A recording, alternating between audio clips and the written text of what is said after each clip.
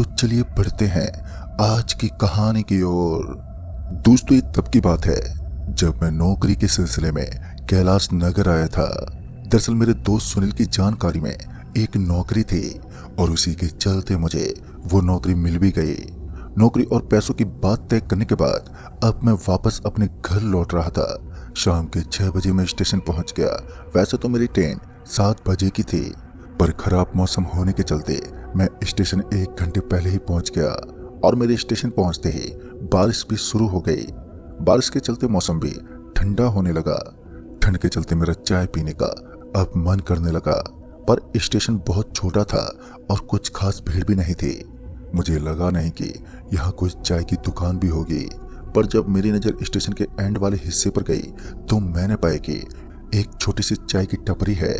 उस चाय की टपरी पर नजर पड़ते ही मैं दौड़ते उस चाय की टपरी पर पहुंचा, जिसमें मैं हल्का फुल्का भीग चुका था, पर गर्मा गर्म चाय के लिए इतना तो बनता था। मैंने एक कप चाय और एक मट्ठी ली और चाय मट्ठी का सिलसिला ऐसे ही चलता रहा जब तक कि 7 नहीं बज गए। फिर 7 तो बज गए थे, पर अभी ना तो ट्रेन आई थी और ना ही बारिश थमी थी। कुछ देर के बाद पता चला कि 7 बजे वाली ट्रेन 11 बजे के करीब आएगी।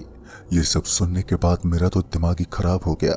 अच्छा होता कि मैं बस से ही चला जाता, थोड़ा खर्चा ज्यादा हो जाता पर वक्त पर पहुंच तो जाता। पैसे बचाने के चक्कर में मैं यहाँ पर फंस गया। 11 बजे तक ट्रेन का वेट करने का कोई मतलब ही नहीं बनता था। लिहाजा मैं बारिश के थमने का अब वेट करने लगा, क्योंकि स्टेशन से बस स्टॉप काफी दूर था और ऐसे में अगर मैं पैदल बस स्टॉप के लिए निकलता तो पक्का पूरा भीग ही जाता। इसलिए मैं बारिश के थमने का वेट करने लगा, पर बारिश भी मानो मेरे को परेशान करने के लिए बरसे ही जा रही थी। 7 से 8 बज गए, पर बारिश अभी भी हो ही रही थी और जब 9 बजे तो बारिश थोड़ी कम हो गई। बारिश के कम होते ही मैं निकल पड़ा बस स्टॉप की ओर और जब भीगते भागते बस स्टॉप पहुंचा तो मैंने पाया कि एक बस रुकी हुई है। तो मैं फौरन उस बस में चढ़ा और फिर जब बस के कंडक्टर से पूछा, भाई साहब ये बस बेलदारपुर जाएगी? तो उस कंडक्टर ने कहा, नहीं, पर मुरैना तक जाएगी। मुरैना बेलदारपुर से 2 किलोमीटर दूर था। फिर मैंने सोचा दूसरी बस का वेट करने से तो अच्छा है कि मुरैना उतर कर कोई दूसरी गाड़ी पकड़ लिया जाए। ये सोचकर मैं बस में बैठ गया, पर जब बस वहां से चली तो पता चला कि बस मुरैना तो जाएगी पर मीरगंज साहिब नगर होते हुए। मतलब कि ये बस अगले 2 घंटे में मुरैना पहुंचने वाली थी, क्योंकि इस बस का रूट थोड़ा अलग था। 9 तो कब के बज चुके थे, मतलब कि मुरैना पहुंचते पहुंचते 11 बजने वाले थे और ऊपर से बारिश फिर से एक बार फिर शुरू हो गई थी। लिहाजा मैं चुपचाप सीट पकड़कर वहीं पर बैठ गया। फिर जब 10 बजे के करीब बस टैनगढ़ पहुंची तो कंडक्टर चिल्लाते बोला कि बाप रे बाप, आज किसकी शक्ल देखकर चली थे। इससे पहले मैं उस कंडक्टर से कुछ कहता कि कंडक्टर बोला, अरे भाई सब लोग ध्यान से सुन लो, अभी बस में कोई भी कुछ खाना मत और ना ही खड़े होना। अभी वो आगे और भी बात बता ही रहा था कि तभी बस में 7 औरतें चढ़ी जो थोड़ी अजीब लग रही थी। उन 7 औरतों के चढ़ते ही बस भी चल पड़ी। पता नहीं क्यों अब बस में एक अजीब सा माहौल बन गया था। सभी लोग किसी छोटे बच्चों की तरह चुपचाप अपना सिर झुकाए बैठे थे।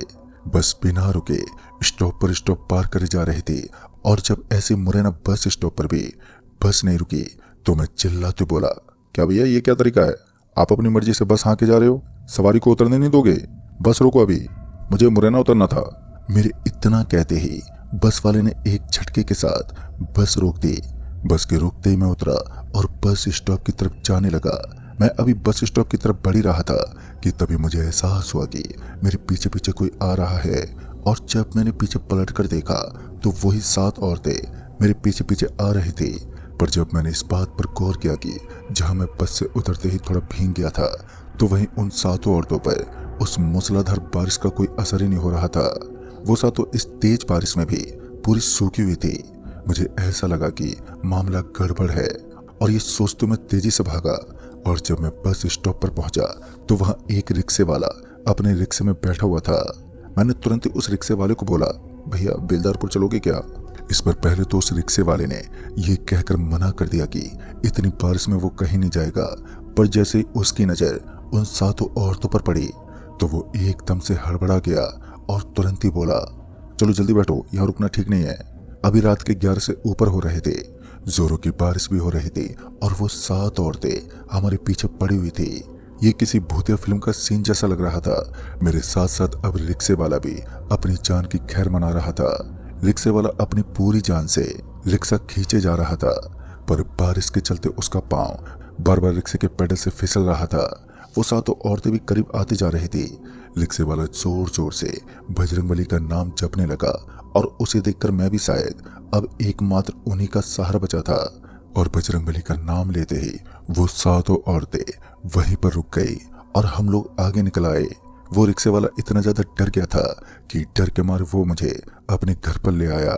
उस रिक्शे वाले के घर पहुंचने के बाद वो रिक्शे वाला बोला, आप आज रात यहीं रुक जाइए, बाहर काफी खतरा है।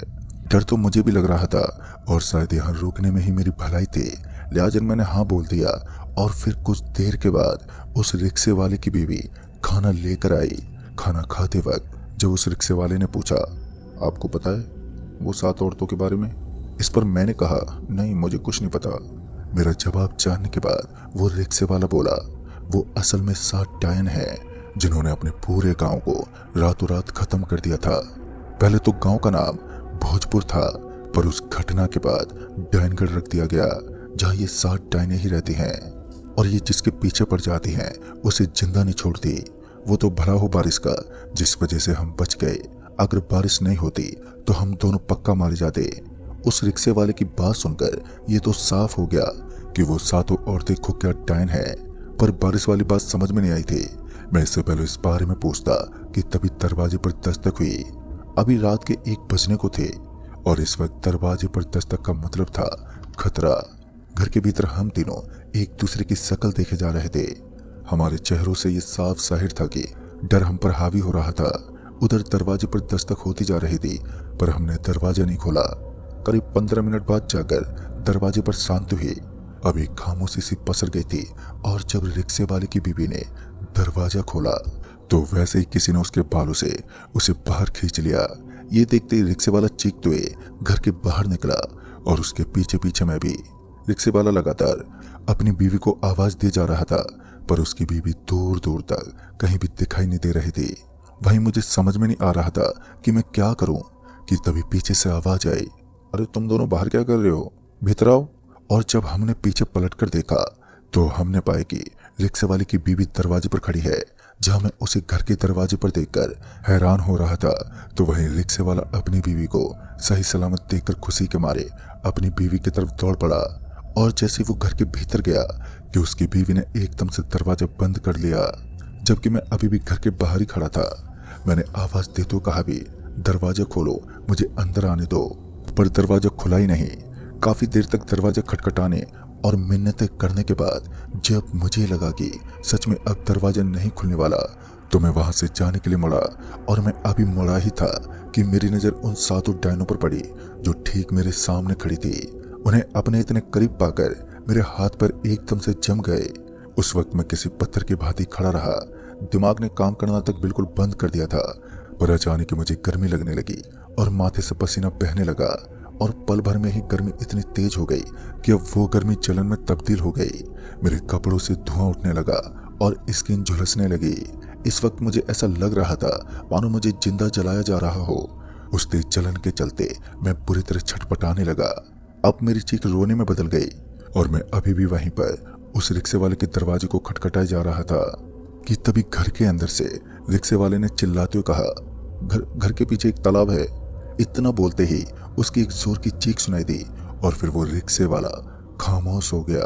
उस समय मुझे कुछ ज्यादा समझ में तो नहीं आया, पर मैं किसी तरह गिरते पड़ते घर के पीछे वाले तालाब के पास पहुंचा और उसमें तुरंत ही छलांग लगा दी। पानी में गिरते ही मुझे उस तेज जलन से राहत तो मिली, पर वो 7 औरतें अभी भी तालाब को घेरे खड़ी थी।